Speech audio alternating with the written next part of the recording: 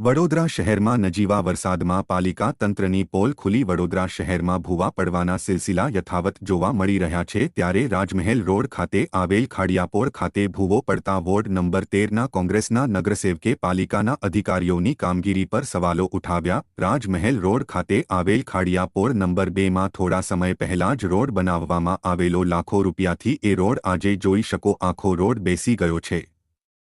આવું કામગીરી થતી હોય અને એવી કામગીરી તદ્દન ગેરવ્યાજબી છે। કોઈ જાતનું તંત્ર દ્વારા નિરીક્ષણ કે યોગ્ય રીતે ચકાસણી કરવામાં આવતી નથી, જેને લઈને વડોદરા શહેરમાં ભૂવા પડવાના સિલસિલો યથાવત જોવા મળી રહ્યા છે। પાલિકા તંત્રના અધિકારીઓ ફક્ત સ્માર્ટ સિટીની વાતો કરી વાહવાહ લૂંટી રહ્યા છે, ત્યારે પ્રજા વળતર પેટે ટેક્સ ચૂકી રહી છે, જેના સામે પ્રજાને યોગ્ય સુવિધાઓ મળતી નથી। ત્યારે આજે ફરી એક વખત ભૂવો પડતા વોર્ડ નંબર 13ના કોંગ્રેસના નગરસેવક બાળુભાઈ સુરવે એ પાલિકા તંત્રના અધિકારીઓએ કરેલી કામગીરી પર સવાલો ઉઠાવ્યા છે કે હલકી કક્ષાનો મટીરિયલ વાપરે કામગીરી કરવામાં આવી રહી છે, જેને લઈને આવા ભૂવા પડી રહ્યા છે। વધુમાં વોર્ડ નંબર 13ના કોંગ્રેસના નગરસેવકે જણાવ્યું કે ખાડિયાપોર નંબર 2 છે, આ ભૂવો પડ્યો છે, આગળ જ છે, જો આ મારા સ્કૂટરની આગળ।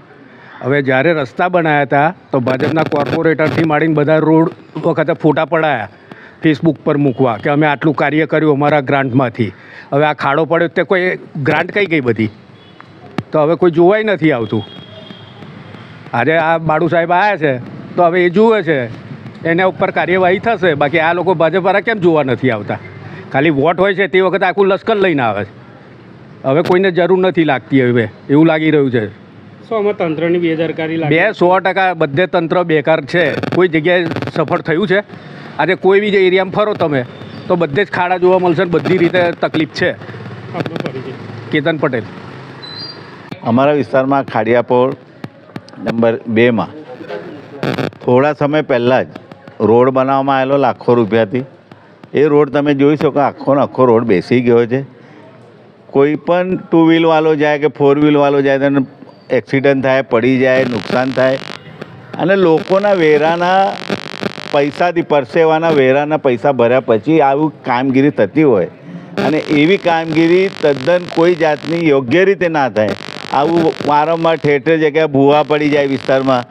એક તમે આમાં આરવી દેસાઈ રોડ પર ભૂવો પડ્યો છે ભાગ્યોદય કોમ્પ્લેક્સની સામે, આ તમે જોઈ શકો। ને યોગ્ય રીતે કામગીરી ન કરવાના લીધે અને આવું મોટું કામ ચાલતું હોય, કોઈ બી રોડનું હોય, પાણીના લાઇનનું હોય કે ગટર લાઇનનું હોય, તો સુપરવિઝન કરવું જોઈએ। કોઈ સંકલન ન હોવાના લીધે લોકોના વેરાના પૈસા ખોટી રીતે વેડફાઈ રહ્યા છે અને એવું દેખાઈ આવે છે ફક્ત ને ફક્ત કોન્ટ્રાક્ટરોને ફાયદો કરવા આવી કામગીરી કરતા હોય હલકી કક્ષાની।